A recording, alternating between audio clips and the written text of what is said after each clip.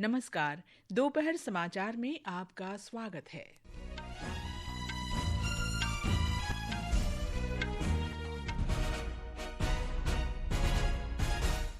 राष्ट्रीय सुरक्षा सलाहकार अजित डोभाल ने कहा, ऑपरेशन सिंदूर ने भारत की अत्याधुनिक स्वदेशी तकनीक का प्रदर्शन किया। श्री डोभाल ने छात्रों से वर्ष 2047 तक भारत को विकसित राष्ट्र बनाने के लिए आर्टिफिशियल इंटेलिजेंस और क्वांटम तकनीक का उपयोग करने का आह्वान किया।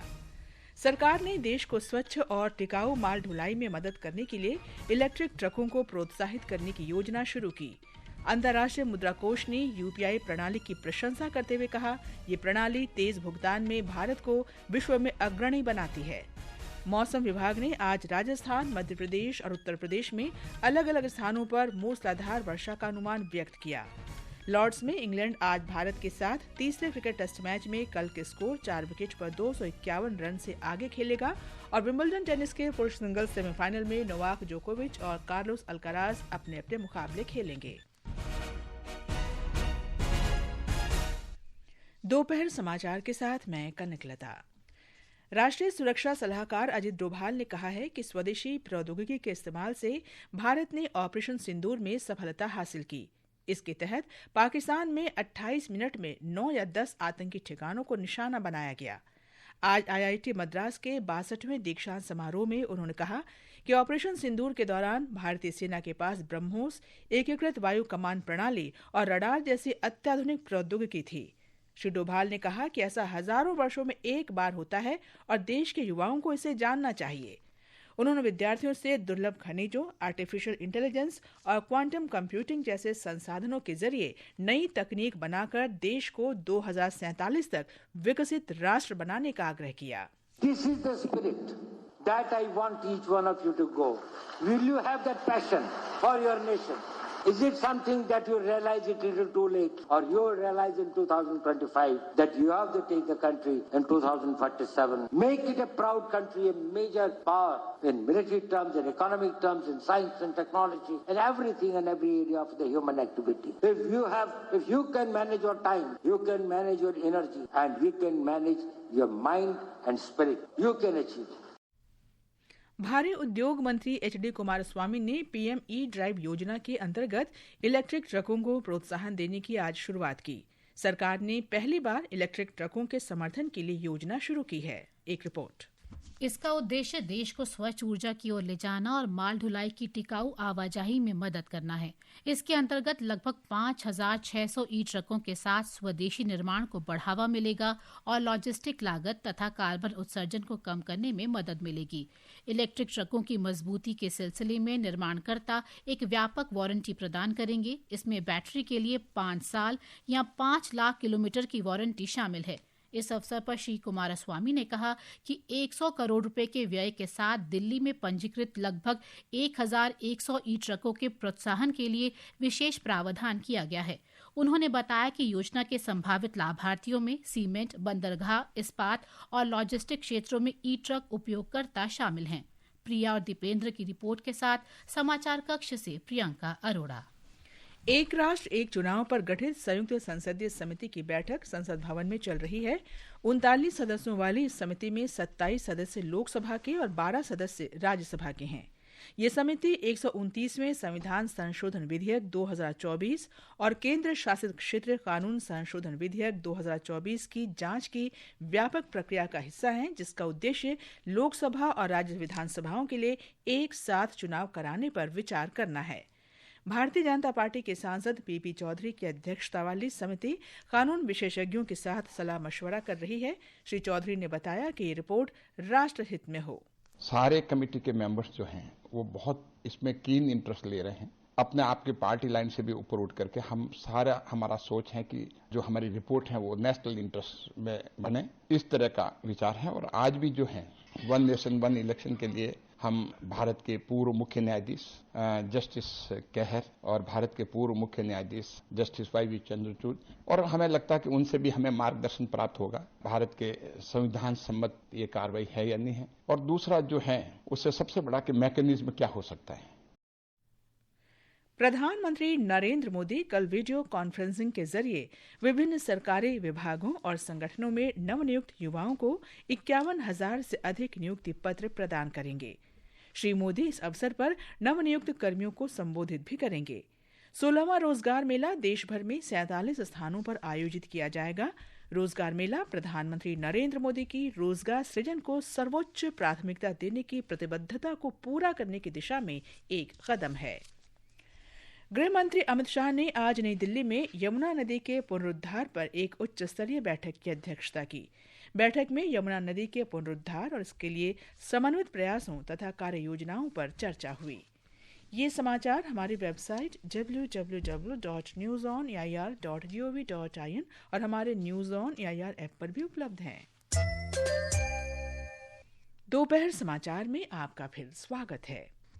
अंतर्राष्ट्रीय मुद्रा कोष IMF ने कहा है कि भारत में बड़े पैमाने पर यूपीआई को अपनाए जाने से भुगतान किसी भी अन्य देश की तुलना में अधिक तेजी से होता है। IMF का कहना है कि यूपीआई ने भारत में डिजिटल भुगतान का नक्शा बदल दिया है। यूपीआई के माध्यम से लेन देन के साक्ष्य बताते हैं कि डिजिटल भुगतान से उपभोक्ताओं का अनुभव समृद्ध हुआ है और बहुत बड़े पैमाने पर इसकी स्वीकार्यता बढ़ी है। वर्ष 2016 में अपनी शुरुआत से यूपीआई यानी यूनिफाइड पेमेंट इंटरफेस के माध्यम से हर महीने 18 अरब से अधिक मूल्य का लेन देन होता है। ब्राजील के राष्ट्रपति लुइस इनासियो लुला दा सिल्वा ने कहा है कि अगर अमेरिकी राष्ट्रपति डोनाल्ड ट्रंप ब्राजील की वस्तुओं पर 50% आयात शुल्क लगाएंगे तो अमेरिका पर भी जवाबी शुल्क लगाया जाएगा। श्री ट्रंप ने ब्राजील के पूर्व राष्ट्रपति जायर बोल्सोनारो के खिलाफ आपराधिक मुकदमे को लेकर रोष व्यक्त करते हुए ब्राजील पर 50% आयात शुल्क लगाने की घोषणा की थी। इससे श्री ट्रंप और ब्राजील के राष्ट्रपति लुला दा सिल्वा के बीच राजनीतिक तनाव उत्पन्न हो गया है। भारतीय रिजर्व बैंक के गवर्नर संजय मल्होत्रा ने स्पष्ट किया है कि बेशक 2,000 रुपए के नोट प्रचलन में नहीं है, लेकिन ये अब भी कानूनी रूप से वैध है। उन्होंने बात वित्त से संबद्ध संसदीय स्थायी समिति को भारत की आर्थिक वृद्धि के बारे में जानकारी देते हुए कही। संसद के कई सदस्यों ने संसदीय समिति की बैठक के दौरान 2,000 रुपए के नोट की स्थिति के बारे में सवाल किया था। रिजर्व बैंक ने अभी तक इन नोटों को अवैध घोषित नहीं किया है। केंद्रीय कृषि और किसान कल्याण मंत्री शिवराज सिंह चौहान ने कहा है कि सरकार कपास की खेती, पौधों में होने वाली बीमारियों, बुनकरों और कृषि उद्योग से जुड़े मुद्दों को सुलझाने के उपाय करेगी। कोयम्बटूर में आज ICAR अनुसंधान केंद्र में मीडिया से बातचीत में उन्होंने बताया कि सरकार कपास की खेती में अनुसंधान को बढ़ावा देगी और इससे जुड़ी समस्याओं की पहचान करेगी। आज दिन भर डिस्कशन होगा कॉटन के उत्पादन में आने वाली समस्याओं पर। कपास की प्रोडक्टिविटी कैसे बढ़े, उत्पादकता कैसे बढ़े, उत्पादकता बढ़ाने के साथ साथ लागत में कमी कैसे आए और किसानों का प्रॉफिट बढ़े। तो इसमें हम आधुनिक टेक्नोलॉजी हो या ICAR के वैज्ञानिक रिसर्च करेंगे आज इन सब समस्याओं को सुनकर। केंद्रीय सड़क परिवहन और राजमार्ग मंत्री नितिन गडकरी ने बताया है कि उनके मंत्रालय ने महाराष्ट्र में बिना किसी लागत के कई तालाब बनाए हैं। मुंबई के एक निजी मीडिया हाउस द्वारा आयोजित कार्यक्रम में श्री गडकरी ने कहा कि इन तालाबों की खुदाई से निकली मिट्टी का इस्तेमाल सड़कें बनाने में किया गया है। उन्होंने ये भी बताया कि इस प्रयास से इस क्षेत्र में सिंचाई और मछली पालन दोनों के विकास में मदद मिली है। प्रवर्तन निदेशालय आज पंजाब और हरियाणा में 7 स्थानों पर सिलसिलेवार तलाशी अभियान चला रहा है। प्रवर्तन निदेशालय के अनुसार ये तलाशी इस साल फरवरी में अमेरिका से निर्वासित अवैध प्रवासियों से जुड़े डोंकी रूट मामले के संबंध में है। आज विश्व जनसंख्या दिवस है। इस अवसर पर केंद्रीय स्वास्थ्य मंत्री JP नड्डा ने कहा है कि मातृ और शिशु स्वास्थ्य में अच्छे परिणाम प्राप्त करने के लिए माता पिता को पालन पोषण की सही योजना तैयार करनी चाहिए। इस वर्ष का विषय है मां और बच्चे के स्वास्थ्य और कल्याण के लिए गर्भावस्था के दौरान सही देखभाल। स्वास्थ्य मंत्री ने कहा कि आयुष्मान आरोग्य मंदिरों सहित सार्वजनिक स्वास्थ्य सुविधाओं के माध्यम से केंद्र सरकार पूरे देश में आवश्यक परिवार नियोजन सेवाएं प्रदान कर रही है। महाराष्ट्र ने सार्वजनिक गणेशोत्सव को राज्य उत्सव घोषित किया है। राज्य सरकार भव्य समारोहों के लिए धन मुहैया कराएगी। ये घोषणा कल विधानसभा में सांस्कृतिक मामलों के मंत्री आशीष शेलार ने की। श्री शेलार ने बताया कि सार्वजनिक गणेशोत्सव की शुरुआत 1893 में स्वतंत्रता सेनानी लोकमान्य गंगाधर तिलक ने की थी। ब्यौरा हमारी संवाददाता से। महाराष्ट्र के सांस्कृतिक कार्य मंत्री आशीष शेलार ने कल राज्य विधानसभा में घोषणा की कि सार्वजनिक गणेशोत्सव को आधिकारिक रूप से राज्य उत्सव की मान्यता दी जाएगी। उन्होंने बताया कि महाराष्ट्र सरकार राज्य भर में भव्य गणेशोत्सव के आयोजन का खर्च वहन करेगी। श्री शेलार ने कहा कि राज्य में मनाए जाने वाला गणेशोत्सव सामाजिक एकता, राष्ट्रवाद, स्वतंत्रता की भावना, आत्मसम्मान और मराठी भाषा के गर्व का प्रतीक बन चुका है। इस वर्ष 10 दिवसीय गणेशोत्सव 27 अगस्त से शुरू होगा। प्रार्थना, आकाशवाणी समाचार, मुंबई।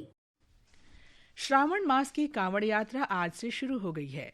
सुबह से ही बड़ी संख्या में कांवड़िए गंगा जल लेने के लिए उत्तराखंड के हरिद्वार, ऋषिकेश, नीलकंठ महादेव और गंगोत्री धाम पहुंच रहे हैं।